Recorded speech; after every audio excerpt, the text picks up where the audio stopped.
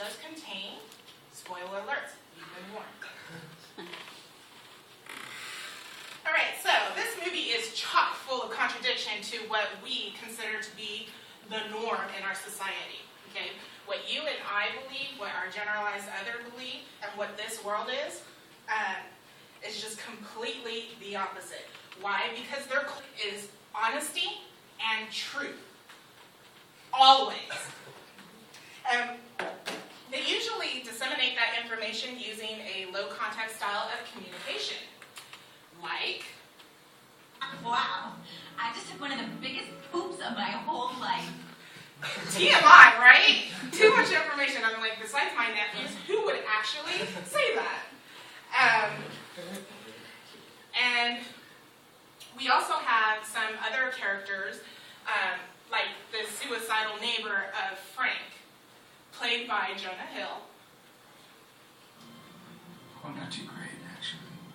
I've been throwing up painkillers all night because I'm too afraid to take enough to actually kill myself, so... And that was just by saying, how you doing? So much information that when we go to the Johari window, we look and anything that we know about, we're going to tell you whether you ask or not. Anything anybody knows about me, they're going to tell me whether I ask or not. That's just the culture of this world.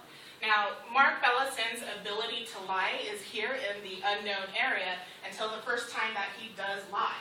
And the first time that he does lie is after he gets fired from his job. His landlord comes up to him and wants his $800 rent. And he only has $300 in his bank account.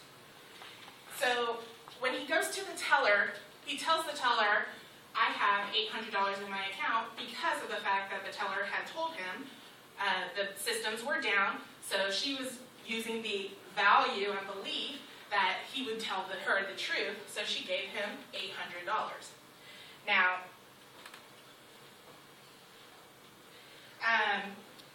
Mark, after successfully obtaining the $800 and learning that he has this newfound ability to lie, he actually has a lot of covert nonverbal confliction within himself, ranging from happiness to excitement.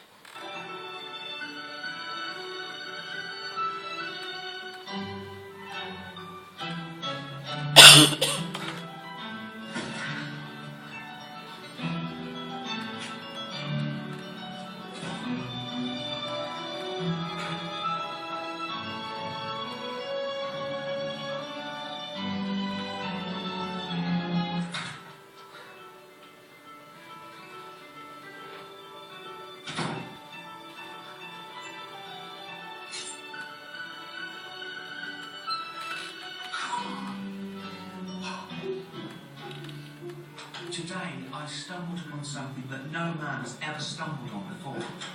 What I've done, they'll write about in history books for generations to come.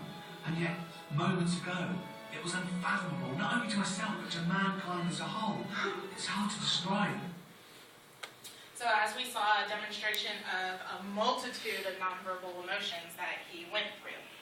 Now, Mark's continuous lies is an attempt to change his reflected self-appraisal and his self-fulfilling prophecy, which the narrator describes as... Oh, a chubby little loser, like this guy, for example. That's Mark Bellison, by the way. Then you're... So if he's chubby, that means he's a loser? I don't know.